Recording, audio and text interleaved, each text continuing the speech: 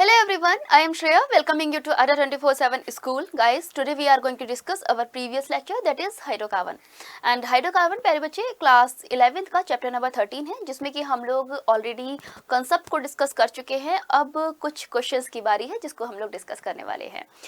चलिए एक बार देख लेते हैं कि हम लोगों ने अपने प्रीवियस लेक्चर में क्या क्या चीज़ें पढ़ ली हैं और आज के सेशन में हम लोग किस टॉपिक पर डिस्कशन करने वाले हैं।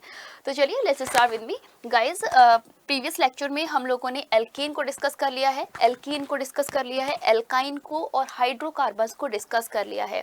चलिए एक बार समराइज फॉर्म में मैं इनका बता देती हूँ कि मैंने इसमें आपको क्या क्या चीज़ें बताई हैं। तो इसमें सबसे पहले मैंने आपको प्रिपरेशन के बारे में बता दिया है कि आपके एल्केन, एल्कीन, एल्काइन कैसे बनाए जाते हैं।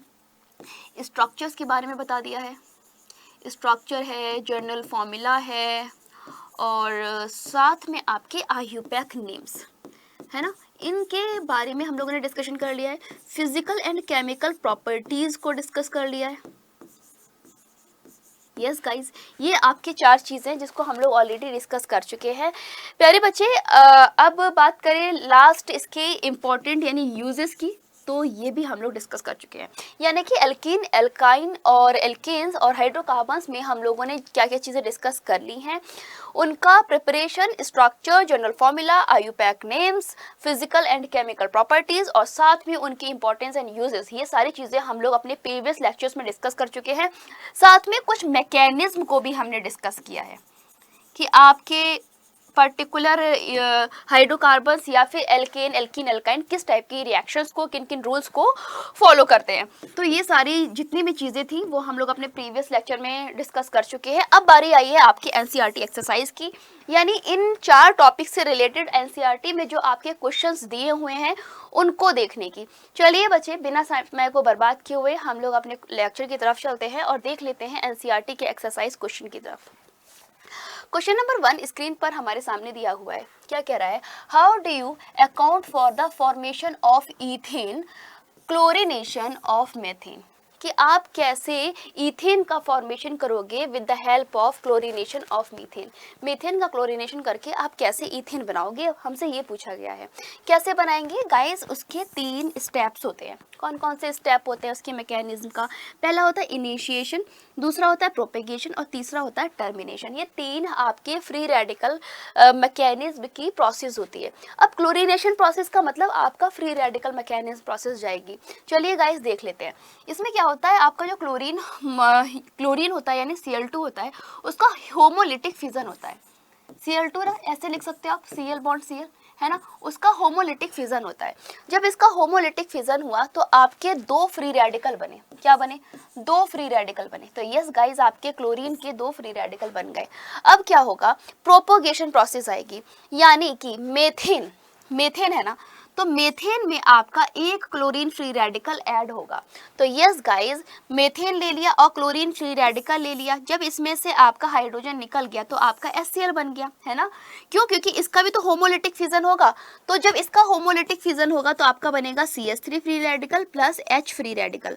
तो ये H फ्री रेडिकल और क्लोरीन फ्री रेडिकल आपस में कंबाइन होकर HCl और साथ में आपका मीथेन फ्री रेडिकल बना लेंगे। गाइस, ये मेथेन फ्री रेडिकल जब क्लोरीन गैस के साथ रिएक्शन करता है, Cl2 के साथ रिएक्शन करता है, तो आपका CH3Cl बनता है। क्यों? क्योंकि एक बार फिर से होमोलिटिक फिजन होगा, 2 आपके क्लोरीन फ्री रेडिकल बनेंगे। एक क्लोरीन फ्री रेडिकल इस मेथेन फ्री रेडिकल के साथ इंटरैक्ट करके CH3Cl बना लेगा और दूसरा आपका क्लोरीन फ्री रेडिकल बन जाएगा। क्लियर? ये हो गया आपका एक बार फिर से क्लोरीन फ्री रेडिकल। आपने एक चीज़ नोटिस करी कि जब आपका मेथेन के साथ में क्लोरीन फ्री रेडिकल इंटरैक्ट कर रहा है तो आपका मेथेन फ्री रेडिकल बन रहा है। जब आपके मेथिल क्लोराइड के साथ में क्लोरीन इंटरैक्ट कर रहा है तो आपका फिर से क्लोरीन फ्री रेडिकल बन जा रहा है। मतलब क्या हुआ गाइस? मतलब ये हुआ कि ये फ्री रेडिकल खत्म हो ही नहीं रहे हैं, लगातार रिएक्शन होती जा रही है, लगातार हमारे फ्री रेडिकल्स बनते जा रहे हैं। कैसे इन फ्री रेडिकल का टर्मिनेशन होगा बताओ जरा। देखो, इनका टर्मिनेशन होने का सिर्फ एक तरीका है कि गाइस, या तो आप सेम तरीके के फ्री रेडिकल को ऐड कर दो कि रिएक्शन करा दो तो आपका फ्री रेडिकल टर्मिनेट हो जाएगा, या फिर डिफरेंट तरीके के 2 फ्री रेडिकल का इंटरेक्शन करा दो तो आपका फ्री रेडिकल टर्मिनेट हो जाएगा। तो yes guys, methane free radical की रिएक्शन मेथेन फ्री रेडिकल से हुई तो आपका इथेन बन गया। क्या बन गया? इथेन बन गया, यानी कि फ्री रेडिकल फॉर्मेशन का टर्मिनेशन हो गया। क्लियर। दूसरा देखो, मेथेन फ्री रेडिकल की रिएक्शन क्लोरीन फ्री रेडिकल से हुई, तो जब मेथेन फ्री रेडिकल की रिएक्शन क्लोरीन फ्री रेडिकल से हुई तो आपका मैथिल क्लोराइड बना। क्या बना? मैथिल क्लोराइड बना। आपने देखा क्या हुआ? फ्री रेडिकल आपके टर्मिनेट हो गए। नेक्स्ट देखो, क्लोरीन फ्री रेडिकल की रिएक्शन क्लोरीन फ्री रेडिकल से हुई, यानी कि Cl2 बॉन्ड बना। क्या बना? Cl2 बॉन्ड बना। यस गाइज, कुल मिला के आपके 3 तरीके हैं फ्री रेडिकल को टर्मिनेट करने की। मिथाइल फ्री रेडिकल का चाहे मिथाइल फ्री रेडिकल से इंटरेक्ट करा दो, मिथाइल फ्री रेडिकल का चाहे क्लोरीन फ्री रेडिकल से इंटरेक्ट करा दो, या फिर क्लोरीन फ्री रेडिकल का खुद क्लोरीन फ्री रेडिकल से इंटरेक्ट करा दो, तो क्या होगा? ये आपकी चेन क्या हो जाएगी? टर्मिनेट हो जाएगी। क्लियर। नेक्स्ट देखो, right IUPAC name of the following compound. आपके इन कंपाउंड्स के आयुपैक नेम बताने हैं। कौन कौन से? 1 2 3 4 5 6 7। ये आपके सामने कुछ एलिफेटिक कुछ एरोमेटिक कंपाउंड्स दिए हुए हैं और आपसे पूछा है कि भाई इनके आयुपैक नेम बताने हैं। चलिए गाइस चलते हैं कैसे लिखेंगे इनके आयुपैक नेम। देखो पहला देखो, CH3 CH CH3 है ना, हमने इसे ओपन करके लिख दिया। तो अब आप नंबरिंग कहाँ से करते हो? हमेशा आयुपैक नेम कहता है कि भाई जब नंबरिंग करोगे तो हमेशा उधर से करोगे जिधर से आपका डबल बॉन्ड पास पड़ रहा हो। तो अगर आप इधर से करोगे तो किधर पड़ेगा? 1 2 3। ठीक है, इधर से 1 2, तो आपने इधर से नंबरिंग करी 1 2 3 4। ठीक है, तो यहाँ से इन और आपका ग्रुप दोनों पास पड़ रहे हैं, है ना। तो क्या आया? 2 मिथाइल ब्यूट 2 इन। क्या आया? 2 मिथाइल ब्यूट 2 इन आ गया, है ना। दूसरा देखो, CH3 double bond CH single bond C triple bond C single bond CH3। Guys numbering करो 1 2 3 4 5, है ना। 1 2 3 4 5। तो दूसरे नंबर पे क्या आपका पहले से क्या हो गया? इन जुड़ा है। तीसरे से क्या जुड़ा है? आइन जुड़ा है। तो यानी कि पेंट 1 इन 3 आइन, इन 3 आइन। क्लियर। नेक्स्ट देखो, बेंजीन से आपका एक एलिफेटिक चेन जुड़ी हुई है जिसमें कि आपके पहले नंबर पे क्या है? इन है, यानी कि नंबरिंग कहाँ से करोगे? पहले कार्बन से करोगे। तो 1 2 3 4, है ना। 1 2 3 4, ये क्या हो गया? ब्यूटीन हो गया। क्या हो गया? ब्यूटीन 1। अब देखो ये है आपका फेनिल, तो फेनिल कौन से कार्बन से जुड़ रहा है? चौथे कार्बन से। तो 4 फेनिल ब्यूटीन 1, या फिर 1 ब्यूट 1 इन, कुछ भी लिख लो। नेक्स्ट देखो, हमको एक चीज बहुत अच्छे से पता है कि जब आप किसी साइक्लिक कंपाउंड में या फिर बेंजीन में नंबरिंग करते हो तो हमेशा डबल बॉन्ड 1 और 2 के बीच में रहना चाहिए, और दूसरा नंबरिंग हमेशा उधर से करोगे जहां से ग्रुप जुड़ा होगा। तो यहाँ से आपने करी 1 2, डबल बॉन्ड भी आपके 1 2 के बीच में रहा और साथ में आपके इनको भी नंबरिंग सबसे पहले प्रायोरिटी मिली। तो 1 2 3 4 5 6, तो क्या हो गया? ये आपका हो गया 2 मिथाइल, क्योंकि दूसरे नंबर पे आपका क्या है? 2 है। तो 2 methyl phenol, 2 methyl phenol. Next देखो गाइस, एक बहुत अच्छी खासी ब्रांच जा रही है। अब आपको नंबरिंग ऐसे जगह से करनी है जहां से आपके ब्रांचिंग को नंबर कम मिले। तो 1 2 1 1 2 3, देखो कितने सारे हैं? 1 2, देखो CH2 का होल थ्राइस, तो मतलब 3 नंबर 1 2 3 4, 4 हो गए, 2 से 4, फिर 5, फिर यहाँ पे 4 हैं आपके CH2 ग्रुप, यानी 5 6 7 8 9, है ना। तो 6 से लेकर 9 तक आपने नंबरिंग यहाँ कर दी। फिर 10वीं नंबरिंग आपके कहाँ पे? CH3 पर हुई। अब देखो जो हमारी चेन है उसको कौन सा नंबर मिला है? 5वां नंबर मिला है। गाइज इस CH से आपका पूरा एक अनदर ग्रुप जुड़ा हुआ है, देख पा रहे हो आप?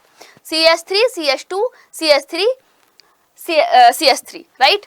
तो 2 से आपका क्या जुड़ा है? मिथाइल ग्रुप जुड़ा है। तो 2 methyl propyl, 2 methyl propyl decane, decane. अब 5 नंबर पे आपका क्या आ रहा है? 5 नंबर पे आपका ये प्रॉपर ग्रुप आ रहा है, तो यानी 5 2 मिथाइल प्रोपाइल और पूरी चेन है आपकी डेकेन। क्लियर।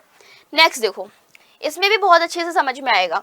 ये बहुत लंबी चेन जा रही है। हमें पता है कि आयुपैक कहता है कि जब आप नंबरिंग करोगे तो हमेशा डबल बॉन्ड को और ग्रुपिंग को कम नंबर दोगे, तो आप नंबर कम देना शुरू करो। अगर मैं इधर से नंबरिंग करती हूँ तो हमारे डबल बॉन्ड को तीसरा नंबर मिल रहा है, इसका मतलब ज्यादा मिल रहा है, हम और कम करने की कोशिश करेंगे। तो मैंने क्या किया? राइट हैंड साइड से नंबरिंग करी। तो जब मैंने 1 नंबर दिया ना तो डबल बॉन्ड को सबसे छोटा नंबर मिला 1, है ना। देखो ठीक है, तो CH2 double bond CH, single bond CH2, single bond CH और उससे आपका एक इथाइल ग्रुप जुड़ा हुआ है। गाइज हमें ये भी पता है कि जब आपका IUPAC रूल होता है उसमें थर्ड रूल क्या कहता है कि जब हम नंबरिंग करेंगे तो आपके ग्रुप्स को भी कम नंबर मिलना चाहिए। तो यस, मैंने जब राइट हैंड साइड से नंबरिंग करी तो आपको इथाइल को कम नंबर मिला, यानी कि 4 मिला, है ना। फिर आपके फिफ्थ डबल बॉन्ड, आपके डबल बॉन्ड को 5th नंबर मिला और लास्ट डबल बॉन्ड को आपका 8th नंबर मिला। क्लियर, मतलब शुरुआत आपकी सबसे कम नंबर के इन के साथ में हुई। अब चलो अब नेमिंग करते हैं हम लोग। 10 कार्बन यानी कि क्या हो गया, डेकेन हो गया। 10 कार्बन का मतलब डेकेन। अब देखो इसमें कितने सारे डबल बॉन्ड है, तो पहला डबल बॉन्ड, 5वां डबल बॉन्ड और 8वां, तो मतलब हो गया 158 ट्राई इन। इतनी बात समझ में आ गई। देखो अब ग्रुपिंग कहाँ पर है, तो गाइज कार्बन पर आपका एक ग्रुप जुड़ा हुआ है C2H5, तो यानी कि मैं लिख सकती हूँ 4 इथाइल और ये पूरी चेन है डेकेन की, तो decane 4 ethyl 158 try in 4 ethyl decane. या तो आप ये नाम लिख लो, दूसरा तरीका क्या हो सकता है कि आप इनको अल्फाबेटिकली अरेंज कर दो, तो क्या हो जाएगा 4 ethyl decane 158 try in. Clear, तो आपका ये आ गया नेमिंग। नेक्स्ट देखो, नेक्स्ट क्वेश्चन कह रहा है for the following compound right the structural formula of IUPAC name for all possible isomers. अब आपके सामने कुछ आइसोमर्स दिए जाएंगे, उनके हमको IUPAC नेम्स लिखने हैं with the help of structural formula. ठीक है, नंबर ऑफ डबल बॉन्ड और ट्रिपल बॉन्ड एज इंडिकेटेड। जो आपका डबल बॉन्ड है, ट्रिपल बॉन्ड है, कहाँ पर इंडिकेटेड है वो आपको क्वेश्चन में दिया हुआ है। तो पहला है C4H8 जिसमें पहले नंबर पर आपका डबल बॉन्ड है। दूसरा है C5H8 जिसमें पहले नंबर पर आपका ट्रिपल बॉन्ड है। अब कैसे करोगे इसकी नेमिंग, हैव अ लुक। पहले हम C4H8 को देखते हैं जिसमें कि आपके पहले नंबर पर डबल बॉन्ड है। ठीक है, isomer of C4H8 having 1 double bond. जो आपका आइसोमर है C4H8 वो आपका एक डबल बॉन्ड रखता है, यानी कि गाइस देखो जरा CH2CH CH2CH3, तो CH2 पे आपका पहला कार्बन है और पहले कार्बन से क्वेश्चन में ऑलरेडी दिया है कि पहला डबल बॉन्ड जुड़ा होगा, तो मैंने क्या करना है कि पहले कार्बन से डबल बॉन्ड जोड़ देना है, जोड़ दिया। अब देखो CH हमने क्या करना है, वैलेंसी कंप्लीट करनी है, तो CH CH2 CH3, तो क्या हो गया, ब्यूटेन बन गया क्योंकि 4 कार्बन है। ब्यूटेन एंड हाइड्रोजन के नंबर हो गए आपके 8। गाइस क्या नाम बना आपका, बना ब्यूटीन 1 या फिर ब्यूट 1 इन, कुछ भी लिख लो, दोनों ही नाम सही हैं, या तो लिख दो ब्यूटीन 1 या फिर ब्यूट 1 इन। क्लियर, नेक्स्ट देखो ब्यूटीन है ये गाइस, ब्यूटीन। ठीक है, नेक्स्ट देखो सेकंड। अब गाइस सेकंड में मैंने आपको क्या बताया कि जब किसी टर्मिनल कार्बन पर दोनों ग्रुप एक साइड हो तो इसका मतलब ये आपका सिस आइसोमर होगा, और अगर गलती से भी आपके ग्रुप सेम टाइप के ग्रुप अपोजिट साइड चले गए इसका मतलब ये आपका ट्रांस आइसोमर है, हमेशा ध्यान रहेगा। अब चलो इसका नेमिंग देखते हैं। जो मैंने आपको तरीका बताया इससे आपने रिकॉग्नाइज कर लिया ना कि हमारा जो सेकंड कंपाउंड है ये एक सिस आइसोमर है ना, सिस आइसोमर है। अब सवाल खड़ा होता है कि ये किसका सिस आइसोमर है, कैसे देखोगे, चलो देखते हैं। देखो 1 2 3 4 1 2 3 4 यानी कि इसमें टोटल 4 कार्बन है ना, टोटल 4 कार्बन है, 2 मिथाइल ग्रुप है और एक सेकंड कार्बन से डबल बॉन्ड जुड़ा हुआ है। प्यारे बच्चे सेकंड कार्बन से डबल बॉन्ड जुड़ा है, इसका मतलब ब्यूटीन हो गया। इसका मतलब सेकंड जो आपका कंपाउंड है ये ब्यूटीन का सिस आइसोमर है। क्या है, ब्यूटीन का सिस आइसोमर है। नेक्स्ट देखो थर्ड में क्या है, चलो यहाँ पर आपका जो मिथाइल ग्रुप है ना आप देख पा रहे हो अपोजिट जुड़ा हुआ है, यहाँ पर हाइड्रोजन आपका अपोजिट जुड़ा है, कार्बन के नंबर तो 4 ही हैं। इसका मतलब ये हुआ कि ये जो है ना ये आपके ब्यूटीन का ट्रांस आइसोमर है। क्या है, ब्यूटीन का ट्रांस आइसोमर है, और जो डबल बॉन्ड है वो दूसरे नंबर पे है, तो क्या नेमिंग हो जाएगी, ट्रांस ब्यूट 2 इन। क्या हो जाएगी naming, trans but 2 ene. Clear, next देखो ऑप्शन 4 है CH3 डबल बॉन्ड CH2। ठीक है, तो देखो नंबरिंग करोगे तो आप पहले नंबर डबल बॉन्ड को दोगे, दूसरा और तीसरा, तो हो जाएगा 2 मिथाइल, दूसरे नंबर पे मिथाइल है, 2 मिथाइल प्रोपेन 1 इन, 2 मिथाइल प्रोपेन 1 इन। क्लियर, समझ में आ गया। नेक्स्ट पॉइंट की तरफ चले। नेक्स्ट है C5H8 1 ट्रिपल बॉन्ड। क्या है? C5H8 1 triple bond. गाइज कैसे नंबरिंग करेंगे, चलो देखते हैं। 1 2 3 4 5, 1 2 3 4 5 है ना। हमें पता है कि नंबरिंग में पहला आप डबल या ट्रिपल बॉन्ड, जो भी बॉन्ड होगा उसको पहली नंबरिंग दोगे। तो मैंने क्या किया, पहले कार्बन को जो आपका ट्रिपल बॉन्ड है उसको पहली नंबरिंग दे दी। तो 1 2 3 4 5। तो अब देखो 5 कार्बन यानी कि पेंट, और आपका जो ट्रिपल बॉन्ड है वो पहले कार्बन पे यानी कि 1 आइन, पेंटाइन 1 या फिर पेंट 1 आइन, कुछ भी लिख लो। दूसरा देखो, फिर से हमने राइट हैंड साइड से नंबरिंग करी। 1 2 3 4 5, 3 4 5, 5 कार्बन 1 2 3 4 5। दूसरे कार्बन से आइन जुड़ा हुआ है यानी पेंट 2 आइन। क्या हो गया? पेंट 2 आइन। नेक्स्ट देखो 1 2 3 4, 1 2 3 4 यानी कि पहले कार्बन से आपका आइन जुड़ा है और पेंट। तो यानी कि अब आप नंबरिंग कहाँ से करोगे? राइट हैंड साइड से करोगे एक बार फिर से। अब जब राइट हैंड साइड से करोगे तो इसका मतलब क्या हुआ? इसका मतलब ये हुआ कि गाइज आपका नंबर आ जाएगा तीसरे नंबर पे मिथाइल ग्रुप का। तो क्या नेमिंग बनेगी? 3 मिथाइल ब्यूट 1 आइन, 3 मिथाइल ब्यूट 1 आइन। क्लियर। नेक्स्ट है, नेक्स्ट क्वेश्चन देखो। नेक्स्ट क्वेश्चन क्या कह रहा है? Write the name of product obtained by ozonolysis of the following compound. अब आपको कुछ कंपाउंड्स दिए हैं जिनके हमको ओजोनोलिसिस प्रोडक्ट्स लिखने हैं। पहला है पेंट 2 आइन, दूसरा है 3,4 डाइमिथाइल हेप्ट 3 इन, और तीसरा है आपका 2 इथाइल ब्यूट 1 आइन, और चौथा आपका क्या कह रहा है? 1 आइन। फोर्थ, चौथा आपका क्या कह रहा है? 1 फेनिल ब्यूट 1 इन, 1 फेनिल ब्यूट 1 इन। देखो जरा कैसे लिखोगे। पहला है हमारा पेंट 2 इन। गाइस पेंट 2 इन का मतलब आपने क्या करना है? दूसरे नंबर पे डबल बॉन्ड लगाना है। तो CH3 CH2 double bond CH CH2 CH3 है ना, लगा दिया। अब देखो हमने इसकी ओजोनोलिसिस रिएक्शन कर दी। गाइस ओजोनोलिसिस रिएक्शन इसकी किसकी प्रेजेंस में होगी पता है आपको? देखो ओजोन और CH2Cl2, ठीक है। साथ में हमारा जो रिएजेंट होगा वो जिंक मेटल होगा in the presence of water. तो आपने क्या कर लिया? जिंक ले लिया in the presence of water, और जब 9196 केल्विन टेम्परेचर दिया तो आपका प्रोडक्ट प्रोपेनल और इथेनल आया, यानी बनने वाले प्रोडक्ट्स आपके प्रोपेनल और इथेनल हुए। इसी तरीके से सेकेंड रिएक्शन की तरफ चलते हैं। जब 3,4 डाइमिथाइल हेप्ट 3 इन लिया, देखो 3,4 डाइमिथाइल यानी तीसरे और चौथे नंबर पे क्या है? मिथाइल ग्रुप है, तो हो गया 3,4 डाइमिथाइल हेप्ट। हेप्ट मतलब आपने कार्बन की चेन को काउंट कर लिया, और तीसरे नंबर पे आपका इन है। क्लियर, देख लिया। इसके रिएक्शन करा दी आपने जिंक की प्रेजेंस में ओजोन के साथ, यानी ओजोनोलिसिस कराया, तो आपका क्या बना? हेप्टेन 2 इन, हेप्टेन 2 इन और ब्यूटेन 2 इन बना। क्या बना? हेप्टेन 2 इन, ब्यूटेन 2 इन, यानी कि 2 आपके एल्कीन्स का फॉर्मेशन हुआ।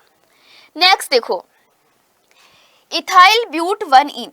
नेक्स्ट है आपका इथाइल ब्यूट 1 इन का जब आपने ओजोनोलिसिस कराया तो गाइज आपका पेंटेन 3 इन और मीथेनल बना। क्या बना? पेंटेन 3 इन और मीथेनल बना। यानी कि जब आप इथाइल ब्यूट 1 इन का CH2Cl2 की प्रेजेंस में जिंक और वाटर के साथ रिएक्शन करोगे, यानी कि ओजोनोलिसिस करोगे, तो आपका पेंटेन 3 इन और मीथेनल आएगा। क्लियर। नेक्स्ट है हमारा CH3 CH2C CH2 C6 CH5, right. और जब आपने इसका यानी कि 1 फेनिल C6H5, राइट, जब आपने इसका 1 फेनिल ब्यूट 1 इन का ओजोनोलिसिस कराया तो गाइज आपका आया ब्यूटेनल और बेंजल्डिहाइड। क्या आया? ब्यूटेनल और बेंजल्डिहाइड। तो ये थी हमारी रिएक्शंस जो कि हम लोगों ने ओजोनोलिसिस के लिए देख ली हैं। नेक्स्ट क्वेश्चन देख लेते हैं। नेक्स्ट क्वेश्चन क्या कह रहा है?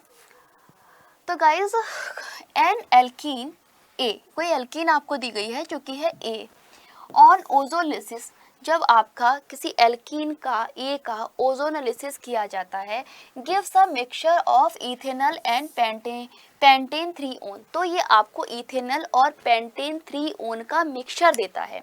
Write the structure and IUPAC name of A, तो आपको क्या करना है, जो आपका मिक्सचर आया है उसका नाम लिखना है और स्ट्रक्चर लिखना है।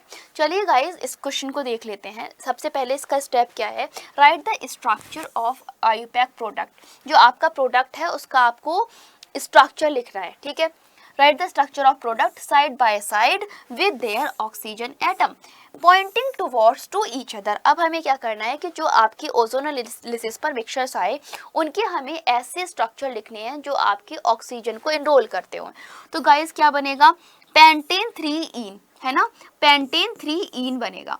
दूसरा क्या बनेगा, इथेनॉल, है ना, सी कार्बन के साथ में आपका डबल बॉन्ड ओ, यहाँ पे आपके कार्बन के साथ डबल बॉन्ड ओ। तो आप क्या देख पा रहे हो कि यहाँ पे आपका जो ग्रुप है वो प्रॉपर आपका इनरोल हो रहा है, ठीक है। तो पेंटेन 3 इन और इथेन, ठीक है। सेकेंड पॉइंट में क्या होगा, remove the oxygen atom. Second point में हम ऑक्सीजन एटम को रिमूव करेंगे और दोनों ग्रुप्स को ज्वाइन करेंगे। क्या करेंगे, दोनों ग्रुप को ज्वाइन करेंगे, ठीक है।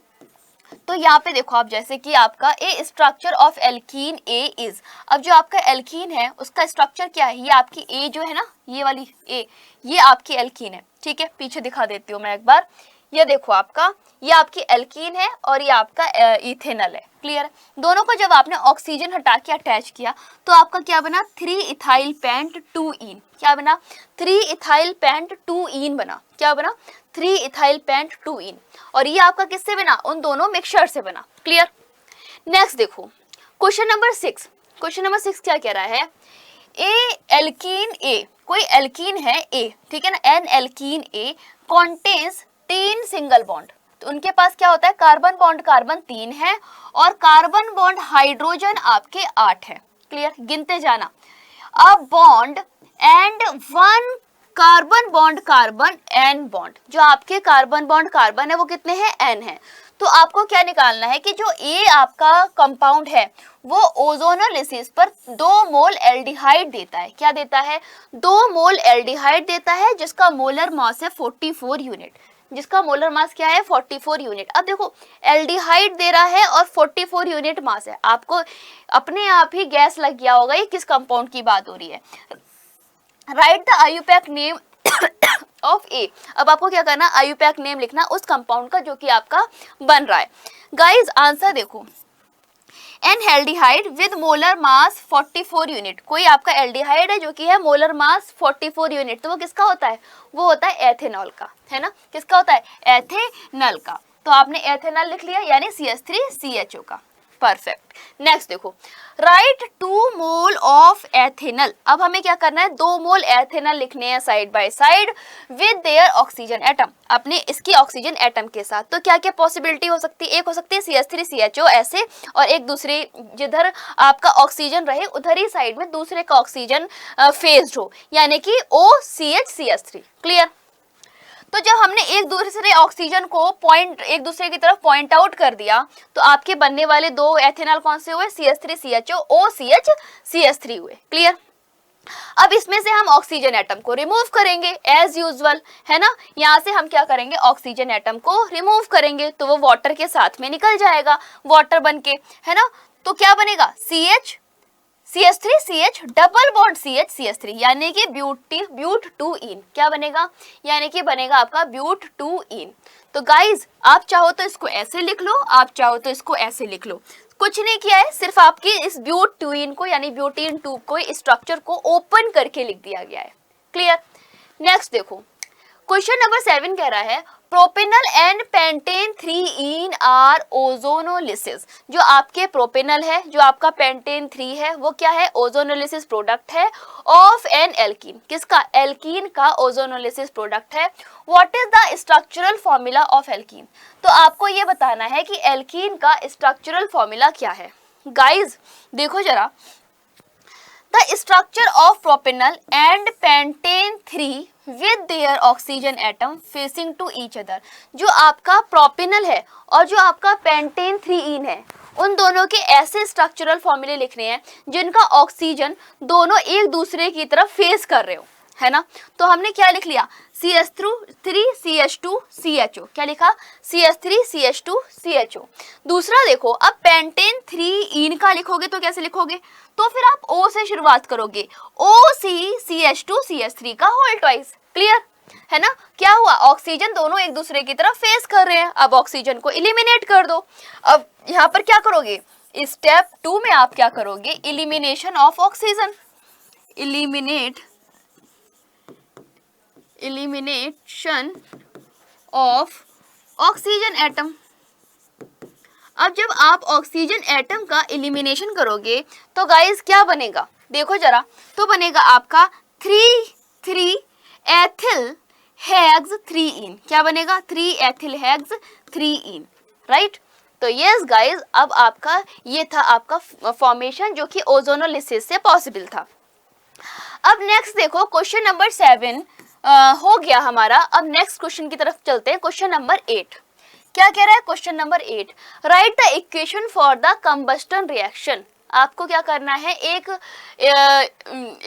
इक्वेशन लिखनी है, केमिकल इक्वेशन, जो कि कंबस्टन रिएक्शन के लिए होगी किसी हाइड्रोकार्बन के लिए। कौन कौन से हाइड्रोकार्बन दिए हैं, पहला है ब्यूटेन, दूसरा है पेंटीन, तीसरा है हेक्साइन और चौथा है टोलिन। इन चारों हाइड्रोकार्बन्स के लिए हमको कंबस्टन रिएक्शन लिखनी है।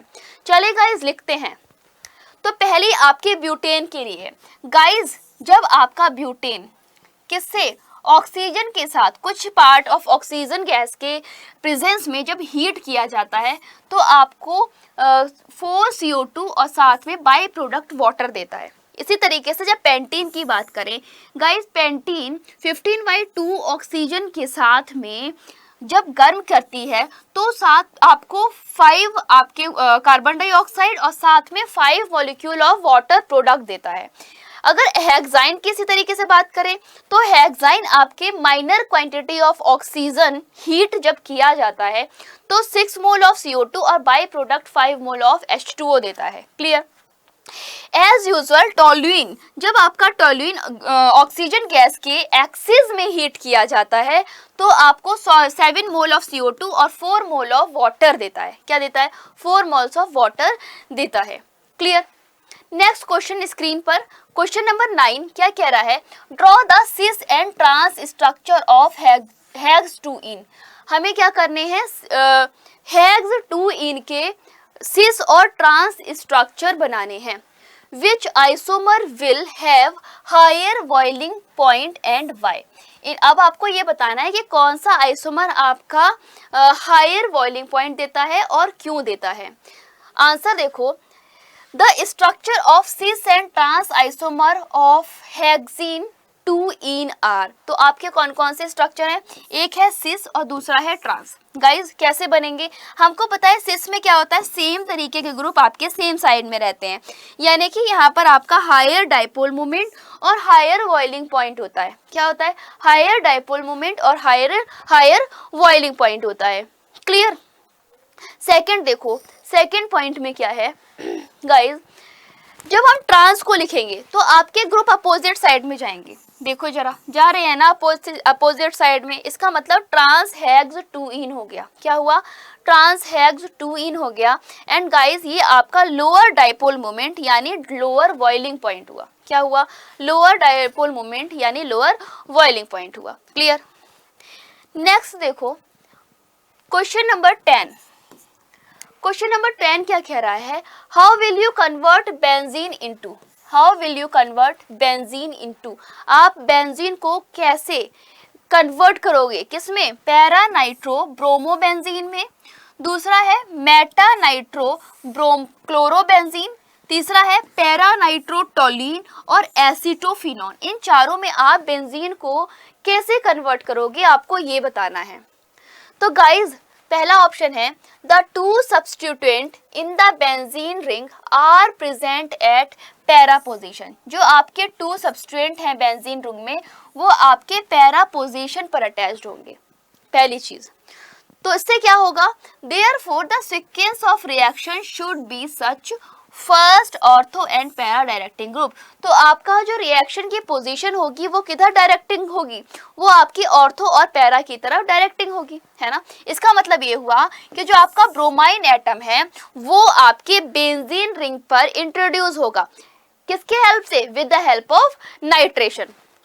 अब देखो इस चीज को रिएक्शन से समझो। बेंजीन का रिएक्शन आपके ब्रोमाइन के साथ in the presence of anhydrous FeBr3 in the presence of FeBr3 हुआ, यानी कि आपने एनहाइड्रस FeBr3 की प्रेजेंस में Br2 के साथ जब बेंजीन को हीट किया तो आपकी ब्रोमिनेशन रिएक्शन हुई।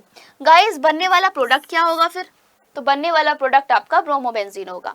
अब जब ब्रोमोबेंजीन को आपने कॉन्सेंट्रेट HNO3 कॉन्सेंट्रेट H2SO4 के साथ हीट किया तो आपकी नाइट्रेशन रिएक्शन हुई। एंड यस गाइज, ये नाइट्रेशन रिएक्शन आपको क्या प्रोडक्ट देगी, पैरा ब्रोमो नाइट्रोफिनॉल। क्या देगी, पैरा ब्रोमो नाइट्रोफिनॉल, जो कि आपका एक मेजर प्रोडक्ट है।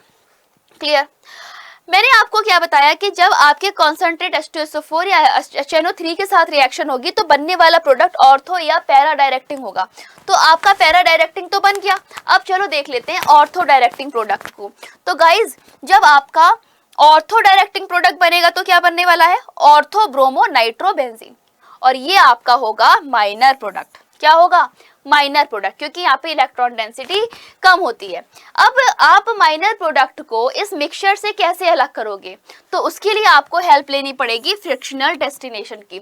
तो फ्रिक्शनल डिस्टिलेशन से क्या होगा, आपका जो माइनर प्रोडक्ट है वो फिल्टर हो जाएगा और बचा हुआ प्रोडक्ट रह जाएगा para bromo nitrophenol benzene, para bromo nitro benzene, जो कि आपका मेजर प्रोडक्ट होगा।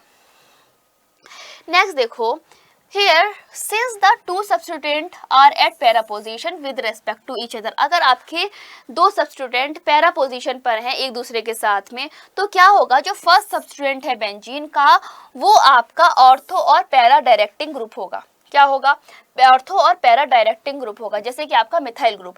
एंड देन अनदर ग्रुप, और जो आपका दूसरा ग्रुप पैरा डायरेक्टिंग है जो कि है NO2, वो आपका इंट्रोड्यूस होना चाहिए। मतलब अगर आपकी रिएक्शन की सीक्वेंस देखी जाए तो कुछ इस तरीके से होगी। बेंजीन की रिएक्शन कॉन्सेंट्रेट HNO3 और कॉन्सेंट्रेट H2SO4 के प्रेजेंस में जब इनको हीट किया गया तो नाइट्रेशन रिएक्शन हुई। नाइट्रेशन रिएक्शन का मतलब नाइट्रोबेंजीन बना। अब गाइस ये नाइट्रोबेंजीन एनहाइड्रस AlCl3 यानी लुईस एसिड की प्रेजेंस में क्लोरीन के साथ रिएक्शन करके क्लोरीनेशन रिएक्शन देगी, और इस क्लोरीनेशन रिएक्शन से बनने वाला प्रोडक्ट होगा मेटाक्लोरो नाइट्रोबेंजीन। क्या होगा, मेटाक्लोरो नाइट्रोबेंजीन इसका प्रोडक्ट होगा। क्लियर। थर्ड देखो, here since two substituent are at Meta position. अब मान लो कि दो सब्स्टिट्यूएंट हैं जो कि आपके मेटा पोजिशन पे है एक दूसरे के साथ, तो क्या होगा, जो पहला आपका सब्स्टिट्यूएंट होगा वो बेंजीन के साथ में मेटा डायरेक्टिंग होगा। क्या होगा, बेंजीन के साथ में मेटा डायरेक्टिंग होगा, जैसे कि आपका नाइट्रो ग्रुप। और जो दूसरा ग्रुप होगा वो आपका इंट्रोड्यूस हो जाएगा, जो आपका दूसरा ग्रुप होगा वो इंट्रोड्यूस हो जाएगा। एग्जाम्पल के लिए रिएक्शन देखो, बेंजीन की रिएक्शन किसके साथ हो रही है, एनहाइड्रस AlCl3 के साथ में CaCl के प्रेजेंस में जब इसे हीट किया जाता है तो आपकी फ्रीडल क्राफ्ट एसाइलेशन रिएक्शन होती है ना। और फ्रीडल क्राफ्ट एसाइलेशन रिएक्शन में बनने वाला प्रोडक्ट क्या होता है, टोल्यूइन होता है ना। टोल्यूइन को हमने क्या किया, स्ट्रॉन्ग एसिड डिल्यूट HNO3 और डिल्यूट H2SO4 की प्रेजेंस में जब गर्म किया तो इसने nitration reaction the. And guys nitration reaction से जो बनने वाले प्रोडक्ट है वो ऑर्थो और पैरा डायरेक्टिंग होंगे, ये तो हम पहले से जानते हैं। तो आपका प्रोडक्ट क्या बनेगा, पैरा नाइट्रोटोलिन और ऑर्थो नाइट्रोटोलिन आपके प्रोडक्ट बनेंगे। जहां पर इलेक्ट्रॉन डेंसिटी ज्यादा होगी वो आपका मेजर प्रोडक्ट बनेगा, मतलब बनने वाला मेजर प्रोडक्ट आपका पैरा नाइट्रो बेंजीन होगा। क्लियर। अब ये जो ऑर्थो और पैरा का मिक्सचर है इसमें से हम मेजर प्रोडक्ट को कैसे अलग करेंगे, उसके लिए हम हेल्प लेंगे फ्रिक्शनल डिस्टिलेशन की। तो फ्रिक्शनल डिस्टिलेशन में क्या होगा, आपने सेपरेट जब किया तो ऑर्थो आपका फिल्टर हो जाएगा और रिमेनिंग जो प्रोडक्ट रह जाएगा वो आपका मेजर प्रोडक्ट होगा, यानी पैरा नाइट्रो बेंजीन होगा। क्लियर। नेक्स्ट है acetophenone can be prepared by Friedel Craft acylation, जो आपका एसिटोफिनोन है वो कैसे आपका बनता है, by the help of Friedel Craft acylation using either acetyl chloride और एसिटिक एनहाइड्राइड। या तो आप इसमें एसिटिल क्लोराइड का यूज कर लो या फिर आप एसिटिक एनहाइड्राइड का यूज कर लो, तो बनने वाला प्रोडक्ट आपका एसिटोफिनॉन होता है। क्लियर। देखो, जब बेंजीन की रिएक्शन एसिटिल क्लोराइड से एनहाइड्रस AlCl3 की प्रेजेंस में कराते हो, यानी कि जब आप फ्रीडल क्राफ्ट एसाइलेशन कराते हो, तो बनने वाला प्रोडक्ट आपका एसिटोफिनॉन होता है। क्लियर। इसी तरीके से गाइज, अगर आप बेंजीन की रिएक्शन एसिटिक एनहाइड्राइड से करा दो, तो एक बार फिर से आपका क्या होगा, एसाइलेशन होगा, यानी कि फ्रीडल क्राफ्ट एसाइलेशन होगा। तो गाइज, आपका दूसरे तरीके से भी क्या बनेगा, एसिटोफिनॉन, बट साथ में आपका बाय प्रोडक्ट एथेनोइक एसिड भी बन जाएगा। क्लियर। नेक्स्ट देखिए क्या क्वेश्चन नंबर 11 स्क्रीन पर कह रहा है, इन द एल्केन आपके सामने एक एलिफेटिक चेन दी हुई है, आपको ये आइडेंटिफाई करना है कि primary, secondary, tertiary carbon atom कौन से हैं and give the number of hydrogen bonded to each other of this, और हमको हर हाइड्रोजन बॉन्ड को नंबरिंग देनी है। तो गाइज, हमने क्या किया, इस आपकी एलिफेटिक चेन को ओपन करके लिख लिया ना। तो हमने क्या देखा कि प्राइमरी आपका कार्बन कौन सा होगा, जो सबसे पहले होगा, उसके बाद जिससे आपके 2 कार्बन अटैच है वो आपका सेकेंडरी हो जाएगा, जिससे आपके 4 कार्बन अटैच है वो आपका क्वाटरनरी हो जाएगा, फिर जिसमें आपके 2 कार्बन अटैच है सेकेंडरी हो जाएगा। यहाँ पर आपके कितने, अब देखो यहाँ पर आपके 3-3-6 है ना, 3-3-6 और एक आपका हाइड्रोजन। तो देखो, ये वाला आपका प्राइमरी कार्बन, ये वाला आपका प्राइमरी कार्बन, बट ये वाला आपका दूसरे सेकेंडरी कार्बन से भी जुड़ा है, इसका मतलब ये आपका हो जाएगा टर्शरी कार्बन, है ना। तो इस तरीके से हमको पता चल गया कि ये जितने भी आपके मिथाइल ग्रुप्स हैं वो आपके प्राइमरी कार्बन, बीच वाला आपका क्वाटरनरी क्योंकि आसपास आपके 4 कार्बन से जुड़ा हुआ है, बाकी आपका पहला वाला दूसरे हाइड्रोजन से कार्बन से भी जुड़ा हुआ है, उसके अटैच कार्बन से भी जुड़ा हुआ है, यानी कि आपका टर्शरी कार्बन, जिसके पास कोई भी खुद के पास आपका कोई भी यहाँ पर वो नहीं है, एडिशंस नहीं है। नेक्स्ट देखो, फोर्थ है आपका addition of HBr to propene. अब हमको देखना है कि कैसे आपके प्रोपीन HBr का प्रोपीन के साथ एडिशन होता है और आपका 2 ब्रोमो प्रोपेन बनता है। क्या बनता है, 2 bromo propane. While in the presence of benzoyl peroxide, जब आपके बेंजोइल परऑक्साइड की उपस्थिति होती है, the same reaction yields 1 bromopropane. तो आपकी जो ये सेम रिएक्शन है ये आपके 1 ब्रोमोप्रोपेन को बनाती है। तो आपको क्या करना है, रिएक्शन मैकेनिज्म देनी है। गाइस, क्या हो गया आपका रिएक्शन, क्या है, addition of HBr to propane. जब आपके HBr का एडिशन प्रोपेन में किया जाता है तो आपकी आयनिक इलेक्ट्रोफिलिक एडिशन रिएक्शन होती है, जिसमें कि आपका बनने वाला कार्बोकैटायन 2nd डिग्री कार्बोकैटायन होता है जो कि स्टेबल होता है। सेकेंड स्टेप में क्या होगा, यही कार्बोकैटायन आपका रैपिडली अटैक करेगा और आपको 2 ब्रोमोप्रोपेन देगा। क्या देगा, 2 ब्रोमोप्रोपेन देगा। चलो इस रिएक्शन को अब हम लोग समझते हैं। ये है HBr का आपका फिजन हुआ तो H+Br- बना, यानी कि आपके प्रोपीन पर H+ ion as a electrophile attack करेगा, इन पाई इलेक्ट्रॉन्स को अपनी तरफ अट्रैक्ट कर लेगा। तो बनने वाला आपका कार्बोकैटायन 2 डिग्री कार्बोकैटायन होगा, जो कि मोस्ट स्टेबल होता है according to the Markovnikov rule, right. अब ये मोस्ट स्टेबल कार्बोकैटायन पे न्यूक्लियोफाइल अटैक करेगा। जैसे ही न्यूक्लियोफाइल का अटैक होगा तो ये रिएक्शन बहुत फास्ट होगी और बनने वाला प्रोडक्ट आपका 2 ब्रोमोप्रोपेन होगा। क्लियर। नेक्स्ट देखो गाइज, जब आपके बेंजोइल परऑक्साइड की अगर इसी तरीके से बात की जाए तो बेंजोइल परऑक्साइड का जब आप होमोलिटिक फिजन कराते हो तो बेंजोइल रेडिकल बनता है जो कि आपका अनस्टेबल होता है, और ये बेंजोइल रेडिकल हीट करने पर फेनिल रेडिकल देता है। क्या देता है, फेनिल रेडिकल और कार्बन डाइऑक्साइड देता है। गाइज, ये फेनिल रेडिकल जब HBr से रिएक्शन करता है तो आपकी बेंजीन बनती है, यानी C6H6 बेंजीन बनती है, और साथ में आपका ब्रोमाइन फ्री रेडिकल बनता है। क्लियर। नेक्स्ट देखो, इस फर्स्ट रिएक्शन में क्या हुआ है कि जो आपका एल्कीन है उसने ब्रोमाइन फ्री रेडिकल जो आपका बना उससे रिएक्शन करी और ये रिएक्शन बहुत स्लो आई। बनने वाला जो आपका फ्री रेडिकल था वो 2nd डिग्री फ्री रेडिकल था, और हमको पता है 2nd डिग्री फ्री रेडिकल हो चाहे 2nd डिग्री कार्बोकैटायन हो, दोनों ही बहुत स्टेबल होते हैं। गाइज, यहाँ पर देखो आप, ये फ्री रेडिकल आपका क्या करेगा, HBr से रिएक्शन करेगा और ये रिएक्शन बहुत फास्ट है। बनने वाला प्रोडक्ट होगा 1 ब्रोमोप्रोपेन और साथ में आपका by product bromine free radical बनेगा। नेक्स्ट है arrange the benzene and hexene. क्या है क्वेश्चन है next 13, arrange the benzene and hexene and their and ethyne in decreasing order. अब हम क्या करेंगे, बेंजीन एंड हेक्सीन इथाइन को डिक्रीजिंग ऑर्डर में अरेंज करेंगे इन इट्स एसिडिक बिहेवियर। किसमें, एसिडिक बिहेवियर में। Also give reason for this behaviour, और इसके इस रीजन को का प्रॉपर रीजन भी देंगे। तो गाइज चलो इसका आंसर देखते हैं। Hybridisation state of carbon in these 3 compounds is. क्या करेंगे, जो आपका हाइब्रिडाइजेशन स्टेट है कार्बन की इन तीनों कंपाउंड्स में, पहले उसको देखेंगे कौन कौन सी है। टाइप ऑफ ऑर्बिटल यानी एस कैरेक्टर, सबसे पहले हम एस कैरेक्टर देखेंगे। तो बेंजीन को देखो आप गाइस, बेंजीन के इस कार्बन पे आपका sp2 हाइब्रिडाइजेशन है, यानी कि एस कैरेक्टर कितना है, p कैरेक्टर ज्यादा है, एस कैरेक्टर कम है, 33.33%। हेक्सीन में देखो हमारे इस कार्बन पे sp3 है, यानी कि p कैरेक्टर बहुत ज्यादा हो गया, s कैरेक्टर और भी कम हो गया, यानी कि 25%।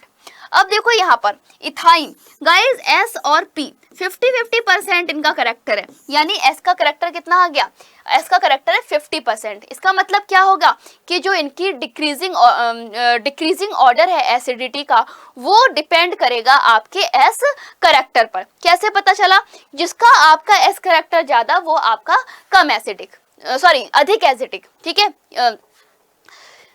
तो मतलब अगर हम लिखना चाहें तो उसको कैसे लिखेंगे कि आपका जो sp2 है, जो आपका sp2 है, सबसे ज्यादा आपका एसिडिक कौन सा होगा, ये वाला, फिर उसके बाद कौन सा होगा, ये वाला, फिर उसके बाद कौन सा होगा, ये वाला। क्लियर।